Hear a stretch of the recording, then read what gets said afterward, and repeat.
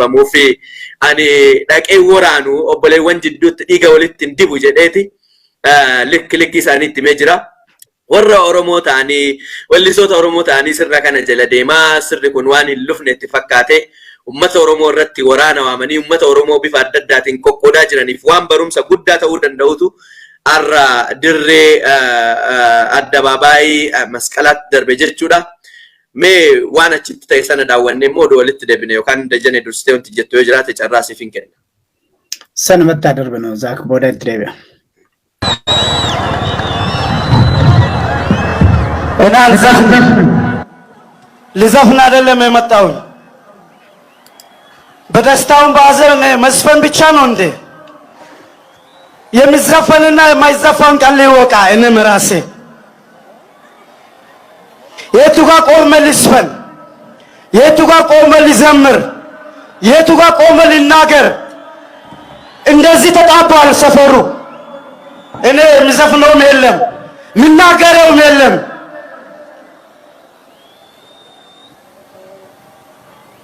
በዘፈኑም ካልተማረን በመዝሙሩም ካልተማረን ምዘፈን ነገር የለም አሁን ምዘመርም ነገር የለም በመዝሙሩም አልተማርንም በቤተ ክርስቲያን በሚያስተምሩ በቄሶችም አልተማርንም በፕሮቴስታንት በሃይማኖት አባቶች በፓስተሮች የሚያስተምሩንም ካልተማረን በሙስሊሞች የሚያስተምሩንም ካልተማረን ዘፈኑም አያስተምረንም ምን አለ ብዬ ነው የሚዘምረው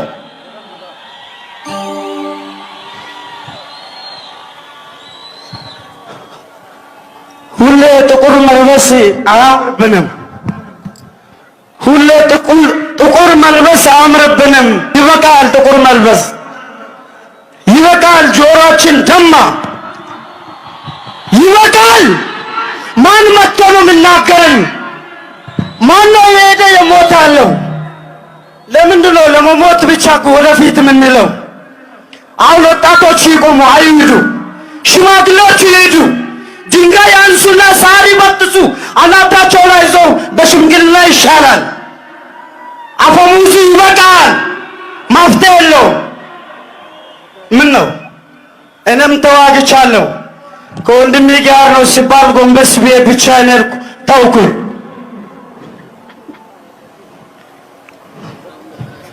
ደም አላስተማረንም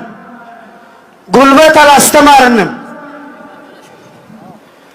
የኢትዮጵያ ከዳር እስከ ዳር የሁሉም ደሙ ትኩስ ነው akkanatti egaa dirreen masqalaa maayikii dhumarratti maayikii irraa fuudhaa bakka wada zafanii baama mana jechaanni turani fidanii egaa waan beeta mangistii keessatti bakka adda addaatti sirbisiisaa turanii fi takkaa hin shakkine akkana nu godha yookaan akkana taana jedhanii hin shakkine wanti nama ajaa'ibu biyya sanatti nageenyaaf waamuun biyya sanatti waa'ee nageenyaa dubbachuun biyya sanatti lola dhaabaa jechuun biyya sanatti waa'ee dhuma dubbii abbootiin amantii dalaguu qaban sirbituun tokko bifa kanaan yoo dalagu sirbituun tokko bifa kanaan yoo dubbatu duubatti deebi'anii waan isaan gochaa jiran juntaa'uun ilaakoo akkasiin achi dhaqee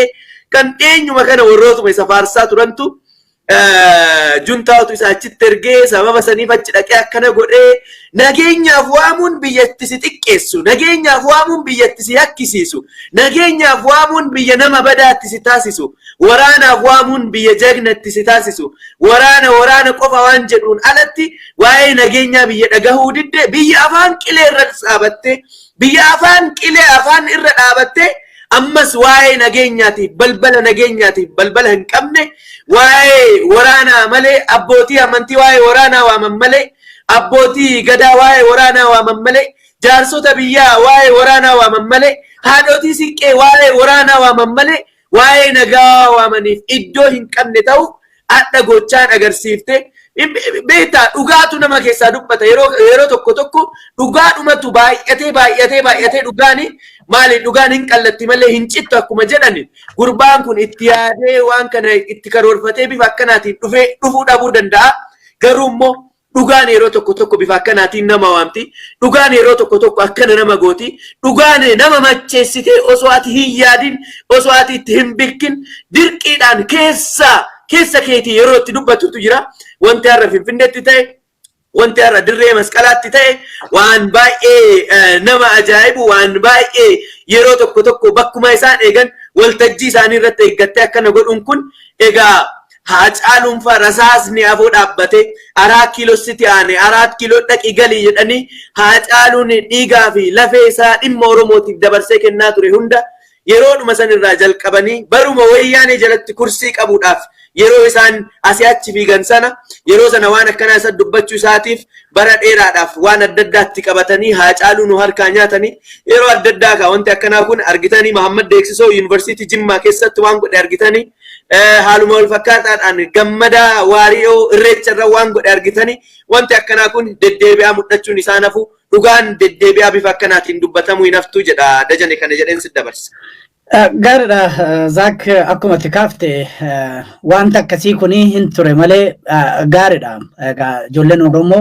waan akkasii waltajjii carraa argatan irratti gara dhimma Oromootti jijjiiruu irratti erga jalqabanii turaniiru. Akkuma ati jette Gammadaa Waariyoo Irreecha irratti Haacaaluu Hundeessaa immoo warri OPDO'n automa teessee jetti gubduu jetti dhiibdu Haacaaluu Hundeessaa yeroo sana bifa sanaan sirbee 4 kiilootti situ aana jedheeni yeroo Haacaaluun akkas jedhu warri OPDO har'a ol ba'an kuni gooftonni keenya warri TPLF nutti dallanu jedha maal hojjetaa akka isaan turan Haacaaluu yeroo dhumsan akkaan isaanii ajjeechisuudhaaf qabsiisuudhaaf yaalii godhaa akka turan immoo odeeffannoon qabatamaan yeroo sanatti bahee ni mul'isa. Egaa haa turu malee warri gurbaa kana yeroo baay'ee Abiy Ahmad ammatee fa'aa masaraa mootummaa keessatti ammatee olii gad suuraa wajjin ka'aa ture. Namoonni baay'een illee Abiy Ahmad namni harkarra keewwatee booda isaan sodaachisaan du'a kan jedhu namni baay'een gurbaa kanaaf yaadaa ture. Olii gad fuudhanii deemanii cimaadha otoo jedhanu har'a immoo yeroonni waan Adaanech Abeebee qopheeffatte kanatti bishaan naqu. Suduraayyuu qonnaan bulaadha deebi'ee haa galu qonnaan bulaadha jechuun jalqaban deebi'anii immoo dhiifama gaafatee jedhan ni beekamaadha waltajjii guddaa mana sanaa irratti waan cimaa akkasii yeroo haasa'e dhuma irratti qabuun isaanii beekamaadha sodaachisuun beekamaadha inni guddaan garuu waan jalqaba irratti dubbate kan si ajaa'ibu warra maayikii maalitti kennitan jedhu keessaa tokko gaazexeessaa televezyiinii Itoophiyaati kan dafa harkaa fuudha jedhaa turanii. Egaa gurbaan kun hundi keessanuu akkuma beektanii Taarikuu Gankiis yookiin Dishtaa Giinaati kan jedhamu gara Omootii dhufe saboota 16tu argama naannoo Omoo Kibbaatti. Egaa kana dura kan isaan akkasitti jaallatanii warri Abiyyi Finxaaliyyiin kun gurbaa kan of jalaan deemsisaa turani. Adam Wandimmee kan jedhu tokko waan inni sirbee fi waan isaan barbaadan wajjin waan deemuu fi fuudhanii hoy jechaanii turani. Har'a garuu haala jirurraa ka'uudhani hiriira isaan qopheeffatanii juntaaf shanee mormina jedhanii uummanni baay'ee baafne jedhanii odeessa fuulduratti kan isaan saaxileedha. Wanta akkasii maalinni kan jedhuufi namoonni carraa argatanitti waltajjii argame irratti yeroo OPDO'n humnaan keessattuu yeroo ammaa kana hiriira uummata keenya baaftutti carraa argatanitti yoo afuun danda'ame hiriira sanarraa akka fakkeenyaaf warra Harargee bahaa tarii maadiin nutti agarsiisuu danda'a. Harargee bahaatti hiriira waamnan nama xiqqootu argame namoonni argamuu fi didanii kanaaf yoo hiriiran humnaan illee OPDO'n akkuma baratte humnaan illee nama baasan kun amma Harargeedha. Harargee bifa kana waan jeeqamsa wayiitu mul'ata. Gara biraatiin immoo